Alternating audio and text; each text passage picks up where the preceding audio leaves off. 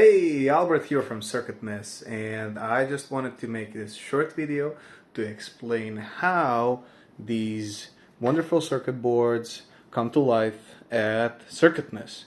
So, lots of people have been asking me like what the process looks like. So, here's how it goes. We use this software called KiCad. This is a software used for designing electronic schematics, designing electronic circuit boards, and just PCB prototyping in general. And the first thing that we always need to do is we need to make this thing called an electronic schematic. The electronic schematic is usually in the past it was a piece of paper. Now we have it in software, and basically it's a simplified overview of how you connect all of these different electronic components together in one whole. The electronic components are the building blocks of every single electronic device, and you need to first understand how they work, and then you need to come up with an idea about how you're going to connect them together. Then you have these different symbols which represent different electronic components. These views are they're simplified, so they only have like a square like this showing all of these different labels. The labels, as you can see, they actually show how the electronic components are connected together. So the engineers, they have decided instead of drawing lots of these different lines connecting the electronic components together, that they're going to put these labels which are going to show how you connect things together. There's lots of different electronic components. You have this one, an example is a processor that we usually use in all of our electronic devices. This one is called the ESP32. You have these resistors as well. You have capacitors, and you have basically lots of different electronic components that all need to work together like a team if we want to get a device that actually works and functions and does the things that we have imagined. After we create this electronic schematic, we basically press on this button here, and then we are taken to this thing here, which is basically, it's called the PCB view.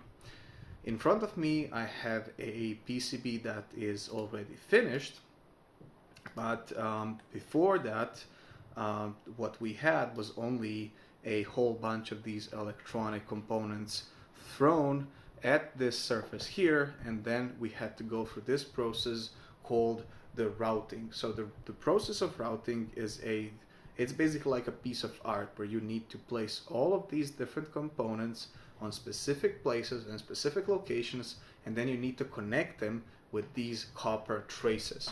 So all of these tiny lines here, all of these tiny roads, they connect all of these components together, and you as an engineer, you need to make sure that you create like a small city of these electronic components and that you connect them together. So basically, assembling and designing a circuit board, it's like SimCity. You need to place all of these different tiny electronic components or buildings on specific parts of the city, and there are certain rules. Like an example, this has a Wi-Fi antenna. So you know that like Wi-Fi antenna mustn't be placed next to specific components, and that you need to use certain techniques to prevent radio frequency noise from happening and stuff like that. Finally, after you place all of these different components, you connect them with traces, and as you can see, we have two different colors of traces. We have the blue traces and the red traces. So this is of course just a visualization in this software, but red actually means the top layer and the blue means the bottom layer. Why am I talking about layers? Well, it's simple. So all of these circuit boards that we use, they actually have two layers. They have a front layer of copper, and then they have the back layer of copper, which means that we can put traces both on the front and the back. These traces are actually connected between the front and back side of the circuit board with these tiny holes. So as you can see, this hole between the red part and the blue part is actually connecting the front and the bottom side of the circuit board together.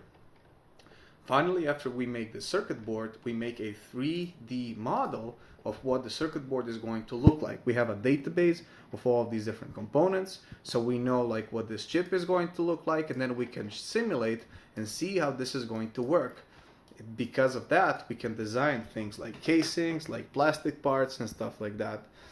Every single circuit board, every single electronic device needs to go through multiple rounds of designing circuit boards and designing all of these different pieces because, well, we're just not smart enough to do it all in like a single try. There's always this small detail that doesn't work or that you just, mess up or forget about, and then you need to make a new version.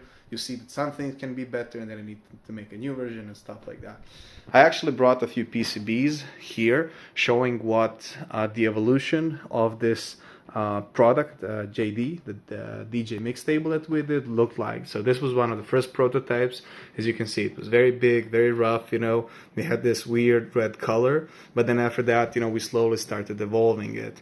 As you can see, like here, we didn't, do something correctly, so we needed to put these tiny wires to sort of like, fix this prototype and make it work. Here, lots of these different wires, then we made a new one, and finally, when we had something that works, we decided to do this thing. This is called a panel. So when we manufacture electronic circuit boards, we need to put multiple circuit boards in one singular panel so that they are manufactured more easily and faster.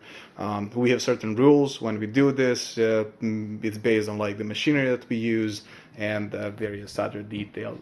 And then finally, when we finish all of this, then we can design the whole product. We can put casings, we can put plastic parts, we can put, some other components which are not going onto the circuit board, such as the speakers, and then finally you have a product that actually, works and is finished. So yeah, I hope you found this interesting, and let me know in the comments below. And thank you so much for supporting CircuitMess, and stay tuned for more videos like this one in the future. Bye bye.